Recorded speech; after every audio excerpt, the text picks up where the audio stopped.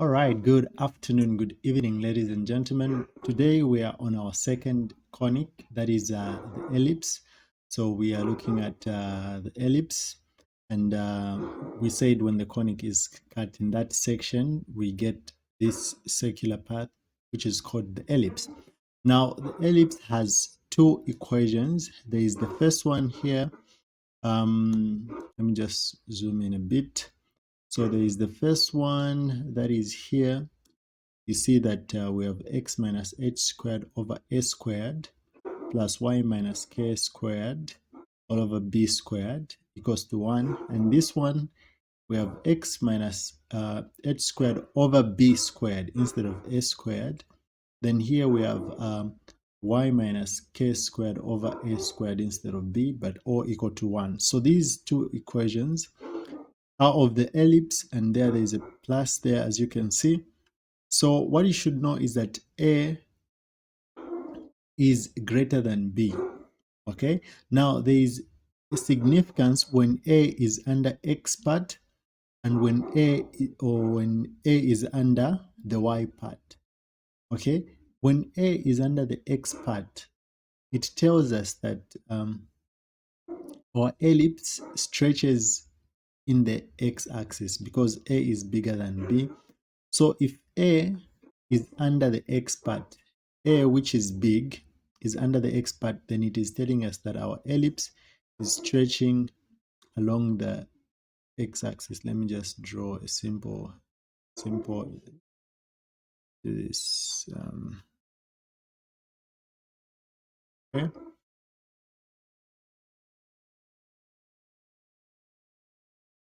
Here. Okay. So we have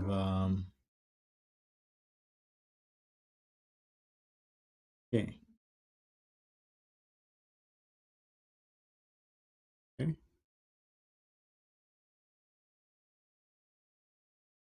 So when the A is under the ellipse stretches in the x-axis like that. Okay, so that is one thing you should know. Then if the A, which is bigger than B, is under Y, meaning that the ellipse stretches in the y-axis.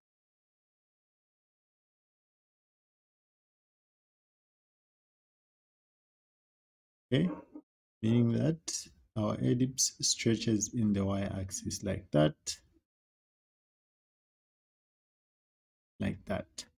Okay, so these are the two differences that you should know. So even when you are asked to make a sketch of the ellipse, you should know that if the bigger number, because A is usually bigger than B, so if the bigger number is under X, meaning that we are in the x-axis, and if the bigger number is in the y, then meaning that it stretches in the y-axis.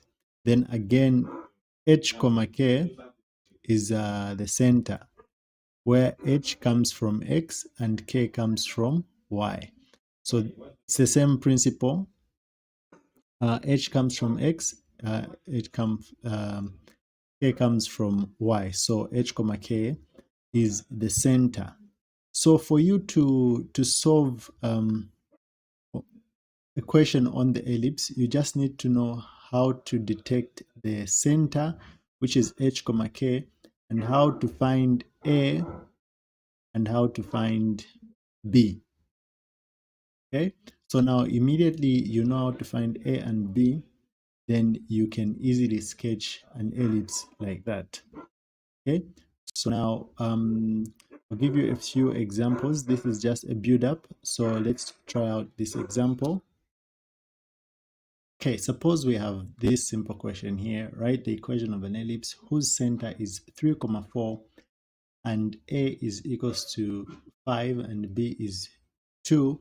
So again, we just write the general equation of an ellipse. So we say this is x minus h squared plus y minus k squared then we say, oh, suppose they say um, lying in the x-axis. Okay, suppose they've given us that, so but most of the times they won't give us. We'll look at those examples. So we're just trying to build. So when it is laying in the x-axis, meaning that the bigger number is on the x-axis, the A will be under the x-axis when it's laying under the axis. Then the B will be in the y-axis. Then we see that the equation will be x minus h, which would be h is -3, so we put -3 there, then squared over a will be 25 squared, 5 squared, plus y minus k is 4 from the y part, that is 4 squared over b is 2, so we say 2 squared equals to 1.